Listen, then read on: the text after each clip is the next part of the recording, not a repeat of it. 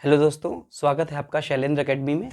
और आज हम इस वीडियो के माध्यम से बात करेंगे कि थिन और थिक शेल में क्या अंतर होता है। इस टॉपिक को स्टार्ट करने से पहले यह भी बताना आवश्यक है कि शेल क्या होते हैं। शेल जनरली एक प्रकार के वे पात्र होते हैं जो चारों तरफ से ढके हों। जो भी चीज़ चारों तरफ से ढकी होगी उन्हें हम शेल या हिंदी में खोल कहते हैं।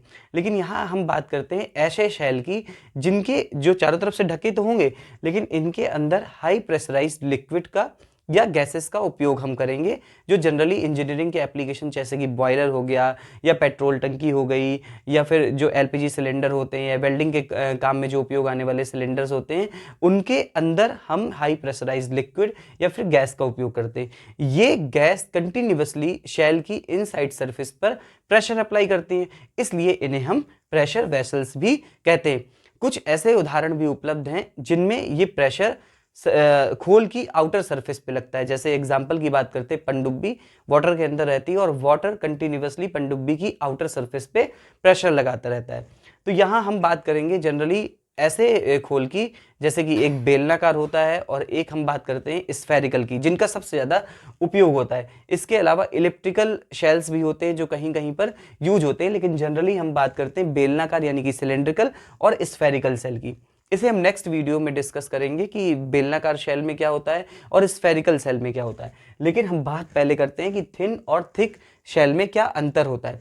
तो देखिए, थिन और थिक मीन्स पतला और मोटा खोल क्या होते हैं। मीन्स कि ऐसी चीज जिसको डायमेंशन से डिसाइड कर सकते हैं कि भाई कौन सा पतला होगा कौन सा मोटा। तो अगर हम बेलनाकार शेल की बात करते हैं तो ये बेलनाकार एक शेल है और इस शेल कि ये जो थिकनेस है T और इसका डायमीटर D, ये दोनों डायमेंशन डिसाइड करेंगी कि कौन सा पतला शेल होगा और कौन सा मोटा शेल। तो आप यहाँ ये देख सकते हैं कि एक ये सिलेंड्रिकल शेल है जिसपे ये इसका डायमीटर होगा और ये इसकी थिकनेस होगी। तो अब अगर बात करते हैं तो एक रेशियो होता है जिसमें इस सेल की मोटाई, जिसे हम T से डिनोट करते हैं, और इस सेल का डायमीटर का जो रेशियो होगा वो डिसाइड करेगा कि कौन सा पतला सेल होगा और कौन सा मोटा सेल होगा। तो अगर थिकनेस T मीन्स सेल की मोटाई T और उसके डायमीटर यदि 1/20 यानी 1/20 से कम होता है, यदि हम T/D निकालते हैं, मीन्स अगर किसी न्यूमेरिकल में हमें थिकनेस और डायमीटर दिया है और उसकी वैल्यू 1/20 से लेस देन या इक्वल आ रही है, तो हम ऐसे सेल को थिन सेल बोलेंगे।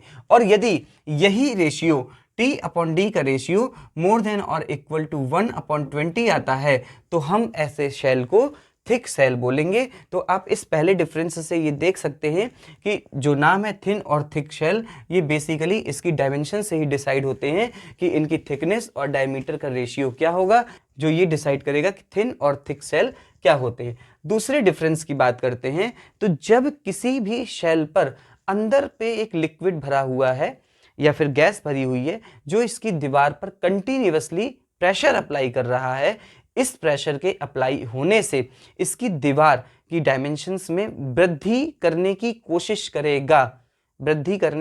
करेगा और ये वृद्धि उस शेल की जो दीवार की स्ट्रेंथ है वो उसको रोकने का प्रयास करेगा। लेकिन यदि ऐसी कंडीशन आती है कि ये प्रेशर बहुत अधिक बढ़ जाता है, तो ये जो रोकने वाले बल हैं जिनको हम प्रतिबल बोलते हैं या रेजिस्टेंस फोर्स बोलेंगे, जो इस बढ़ाने को, मीन्स ये सेल है देखिए, और इस सेल में अगर कंटिन्यूअसली प्रेशर अप्लाई हो रहा है इसकी सरफेस पे, तो ये इसकी डायमेंशन को ऐसे बढ़ाने का प्रयास करेगा। इसको हम नेक्स्ट वीडियो में जो जो स्ट्रेस डेवलप होती है उसके बारे में एक्सप्लेन करेंगे, लेकिन अभी बताना जरूरी है। ये है इसकी लेंथ के अलोंग जो वृद्धि हो रही, क्योंकि ये है लॉन्गिट्यूडिनल एक्सिस, ये लेंथ के अलोंग वृद्धि हो रही, तो एक इंटरनल जो फोर्स होगा वो डेवलप होगा एज अ स्ट्रेस, जो इसको रोकने का प्रयास करेगा। और एक इसकी जो ये मोटाई की बात की थी, इसकी परिधि पे, मीन्स कि अगर हम इसको ऐसे देखें तो ऐसे भी एक चारों तरफ प्रेशर अप्लाई होगा जो इधर दिख रहा है। तो ये सरकमफ्रेंस है, ये लॉन्गिट्यूडनल है, मीन्स अगर इसको देखें तो ये ऐसे लंबा हो जाएगा, तो ये अलोंग द लेंथ, और ये इसकी सरकमफ्रेंस, ये इसको बढ़ाने का कोशिश करेगा, लेकिन ये इसकी स्ट्रेंथ जो है वो इसको नहीं बढ़ने देगी। यानी कि एक है जो इसको बढ़ा रहा है और एक है जो इसको रोक रहा है। तो एक कंडीशन आती है बैलेंस कंडीशन भी, उस पर हम जब बात करेंगे नेक्स्ट वीडियो में, तब बताएंगे कि स्ट्रेस का कैसे हम लोग निकालते हैं कि जो कौन कौन सी स्ट्रेस होगी। तो एक स्ट्रेस हुई सरकमफ्रेंशियल और एक स्ट्रेस हुई लॉन्गिट्यूडनल। सरकमफ्रेंशियल को बोलते हैं परिधीय और लॉन्गिट्यूडनल को बोलते हैं अनुदैर्ध्य। सरकमफ्रेंशियल, इनके अलावा एक और स्ट्रेस होती है जो रेडियल स्ट्रेस बोलते हैं, यानी कि त्रिज्यीय प्रतिबल। ठीक, अगर बात करते हैं तो जो थिन शेल होता है, थिन सेल में चूंकि थिकनेस कम होती है तो उसमें बेसिकली दो तरीके की स्ट्रेस डेवलप होती है, एक सरकमफ्रेंशियल जिसको हम सिग्मा सी बोलते हैं, और एक लॉन्गिट्यूडनल जिसको हम सिग्मा एल बोलते हैं। चूंकि थिकनेस बहुत कम होती है इसलिए रेडियल स्ट्रेस डेवलप तो होती है, लेकिन उसका रेजिस्टेंस पावर इतना कम होता है कि रेडियल स्ट्रेस को लगभग हम लोग निग्लेजेबल मानते हैं। लेकिन अगर हम थिक सेल की बात करते हैं तो थिक सेल में थिकनेस होने की वजह से जो सिग्मा सी है यानी सरकमफ्रेंशियल स्ट्रेस, जो सिग्मा आपकी आर है यानी कि रेडियल स्ट्रेस, और एक स्ट्रेस जो और बची सिग्मा एल, ये तीनों स्ट्रेस प्रेजेंट होती हैं। थिन सेल बेसिकली पतले होते हैं तो ये कम दबाव के लिए उपयोग होते हैं, लेस प्रेशर के लिए उपयोग होते, मीन्स जिनमें प्रेशर कम होगा, ऐसी जहां पर प्रेशर की कम आवश्यकता है या जिन लिक्विड्स के द्वारा या गैसेस के द्वारा कम प्रेशर लग रहा है, वहां पर हम थिन शेल का उपयोग करेंगे। और इसमें हम हाई प्रेशर का, जहां पर हाई प्रेशर के लिक्विड होंगे या हाई प्रेशर का उपयोग करना होगा, वहां पर इस तरीके के हम मोटे शेल का उपयोग करेंगे, ताकि जो लग रहा है प्रेशर वो आसानी से सिलेंडर को या फिर कोई शेल चाहे वो स्फेरिकल हो उसको फटने से बचाए। ये पॉइंट आपको ध्यान रखना है। चौथे पॉइंट की अगर बात करते हैं तो जो परिधीय प्रतिबल होता है, परिधीय प्रतिबल समझिएगा, ये आपका सिलेंडर है, अभी मैंने एक्सप्लेन भी किया है, और इस सिलेंडर के चारों तरफ अगर कोई जो फ्लूइड है वो इस पे प्रेशर लगा रहा है तो ये इसको इस तरीके से भी लार्ज करने की कोशिश करेगा। यही लार्ज करने में ये फट भी सकता है, और जो इसके अंदर का मटेरियल इसको फटने से रोक रहा है, तो इसको जो फटने से रोक रहा है वही आपका परिधीय प्रतिबल होगा। तो इस परिधीय प्रतिबल की ध्यान रखिए, परिधीय प्रतिबल यानी कि सरकमफ्रेंशियल जो स्ट्रेस होगी, इसकी जो वैल्यू होगी थिन सेल में लगभग एक समान होगी।